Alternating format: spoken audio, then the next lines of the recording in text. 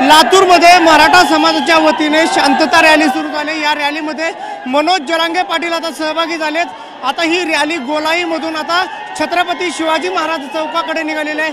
काय सांगाल पाटील, रॅलीला कसा प्रतिसाद आहे?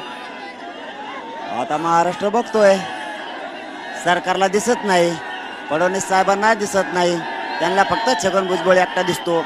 जातीवाद करायला लावायला, भांडणं लावून द्यायला, ज्या धनगर बांधवांच्या आमच्या आरक्षणाचा काही संबंध नाही त्या धनगर बांधवांचे नेते जमा करायचे आणि मराठ्यात आणि गोरगरीब धनगरात वाद लावायचा, हे काम फडणवीस साहेब या भुजबळाच्या हाताने करायला लागलेत।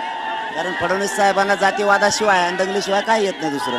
हे सरकारचं यांना बळ आहे, म्हणून हे मस्ती आल्यासारखा छगन भुजबळ करतो। असं काय करतात हे?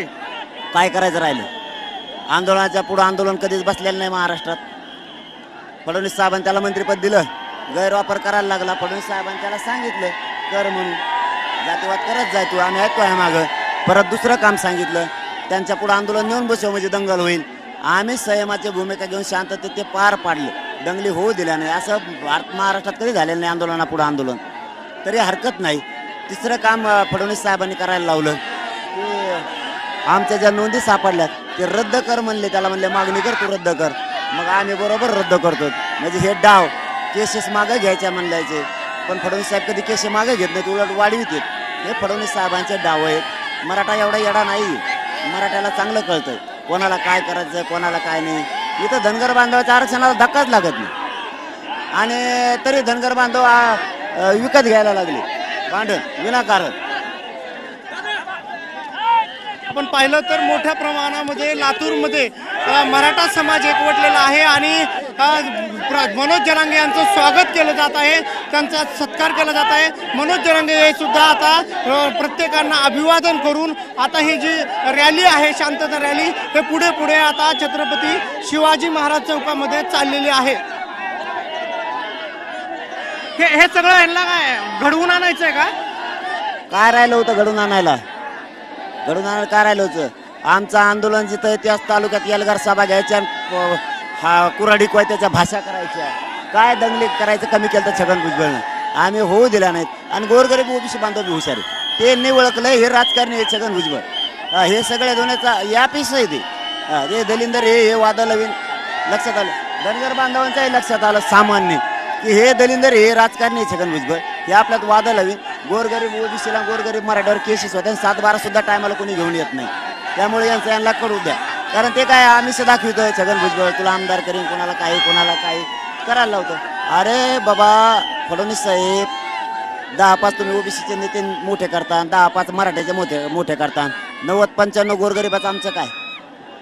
आमच्यात काडे लावून देऊन तुम्हाला सत्ता भोगायची काय? अरे तुमच्या फडणवीस साहेब असले त्या सत्तेवर गोरगरिबाचे तुम्ही भांडणं लावून देणार सत्ता हस्तगत करायसाठी, कशाला असे भांडण दंगली लावून सत्ता मिळवता?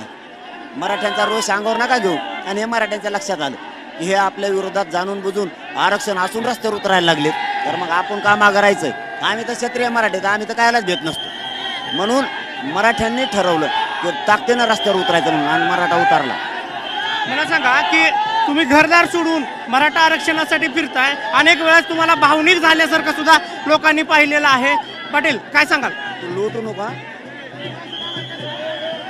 अनेक वेळा तुम्ही भावनिक सुद्धा झाल्यासारखं पाहिले लोकांनी। नाही, माझ्या समाजात माझा जीव आहे।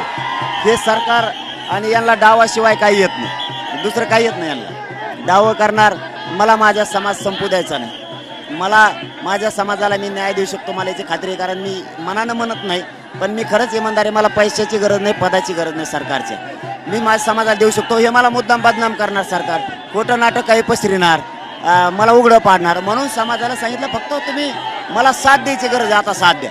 तुमच्या लेकराला आरक्षण देऊन मोठं करतो मी, सरकार मोठं नाही करणार। आता माघार कव्वाचं नाही, यांनी आरक्षण दिलं ना, मराठ्यांचे सगळ्या पक्षातले मराठे आता एक झाले, भाजपचा मराठा एक झालाय, कारण त्यांनी वेळ केलं नेता मोठा होईन आपला भाजपचा, आपल्या पोराचं काय?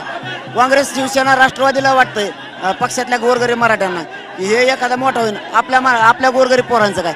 सगळ्या पक्षातले मराठे पोराकून झाले जातात, हो द्या म्हणते ते एकदा। मराठे स्वतःच्याच लेकराला तर मिळवणार, जास्त त्रास दिला ना यांनी असं केलं तर हेच मराठे 288 उमेदवार पाडीत असतात, आणि तुम्हाला पाडून दाखवू जर आमच्यावर अन्याय केला छगन भुजबळचं फडणवीस साहेबांनी ऐकून जर आमच्यावर अन्याय केला, शिंदे साहेबांनी आमच्यावर अन्याय केला, तर त्यांना एकटाच गळ्यात बांधून छगन भुजबळलाच घेऊन हिंडावं लागणार आहे. मराठे सगळ्या पक्षातले स्वतःच्या मुलाच्या बाजून उभा राहणार, स्वतःच्या मुलाला ओबीसीतून आरक्षण देणार. आता मराठे मागं हटत नाहीत. लोकसभेमध्ये आपण शांत होतात पाटील. एकंदरीत पाहिलं तर पाटील यांनी मराठा आरक्षण घेतल्याशिवाय माघार नाही असं सांगितलंय. वैभव बालकुंदे, जी मीडिया, लातूर.